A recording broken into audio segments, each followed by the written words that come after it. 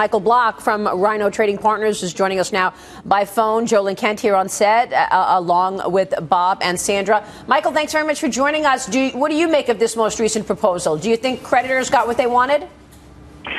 You know, I don't think anyone got what they wanted, except they all got the big picture right in the short term, where there's not going to be any discernible pain beyond what's already been felt.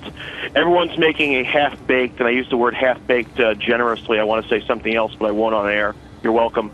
And you know, the plan they want to make here is to say, hey, we're not going to let anything bad happen. We're gonna agree to this. We're going to save face. Tsipras got to wave his Che Guevara, Karl Marx flag for a while.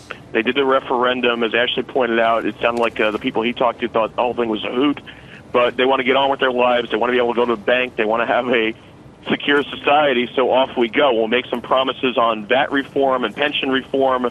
Maybe we'll follow it, maybe we won't. The EU can grumble and kick and scream all they want, but they're getting a pain-free summer, and they can all go off to the beach next month as planned. Matteo Renzi, the Italian prime minister, sounded giddy that they could have something done and not have to meet on Sunday. It sounds like he has some big weekend plans. He doesn't want spoiled. And what's your take in terms of the impact on the U.S.? We're going to hear from Janet Yellen later today. She's speaking. Are you expecting any headlines out of that or any commentary about the impact all of this is having on the U.S.?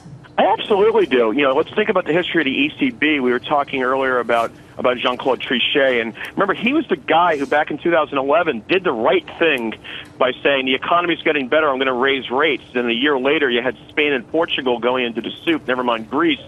And that was an awful lesson, saying don't follow the economic data because it's only going to get you in trouble. And that's the sad truth of modern central banking and policy making and, frankly, investing now. Janet Yellen sees that, and I've said this before. If they were really following the data, the Fed should have hiked rates a year ago when the unemployment rate got below 6.5%. But no, they watched the 2011 experience and saw what happened in Europe, and they see what's going on in Greece now. Not to mention China, not to mention Puerto Rico, not to mention slowing U.S. growth in certain key areas like manufacturing, the fact that wages can't get out of the soup.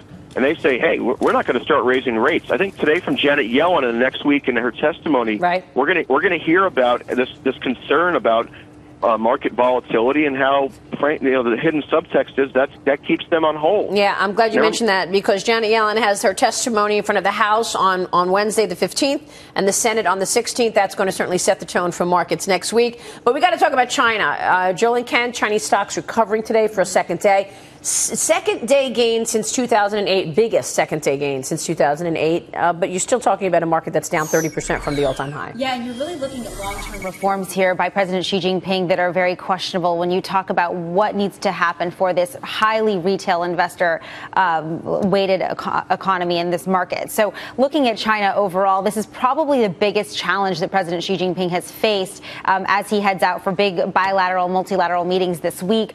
What will the long-term impact be? And that's the real question that a lot of economists are looking at because they say maybe this is actually maybe his first mistake to put in all these reforms and have this short-term gain. What will it look like in a week or even a year? But is anyone surprised? This is a communist country. You know, yesterday he came out and he said, look, we're going to get those malicious short sellers.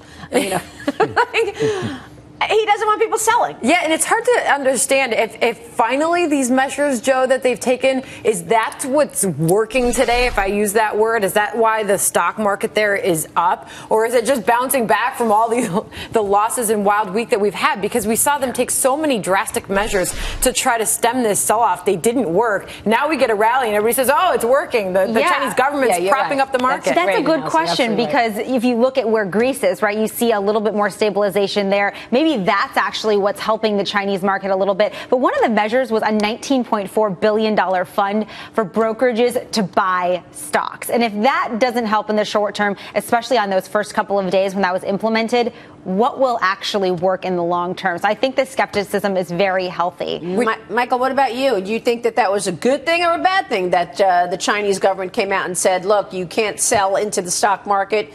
Short sellers are malicious.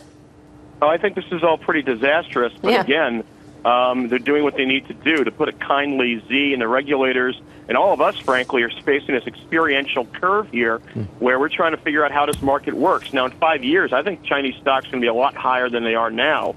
So I have that in faith. But there's a lot that's going on. What I'd like to see here is are the regulators and Z and Lee, are they going to use this as an excuse to clean up some of the excess in the banking system? If they do that, this is going to end up being very bullish. I'm not jumping in there. I know some big investors like Mark Mobius were saying, jump in. One of the big brokers, I won't mention any names, said it's time to buy China. I'm not jumping in. I think there's still some pain to be felt. There's stocks that still have to reopen. And when those open, is there going to be a rush for the exits? How much can China really control the selling? I'm giving this a lot of time. When there's blood in the streets, I'll play Rothschild and I'll get in there, but not quite yet. All right, Michael. It's hard to tell if the government intervention is actually working yet. It's very unclear. All right, we'll leave it there. Jolene Kent, Michael Block, thank you so much. Appreciate it. Coming up.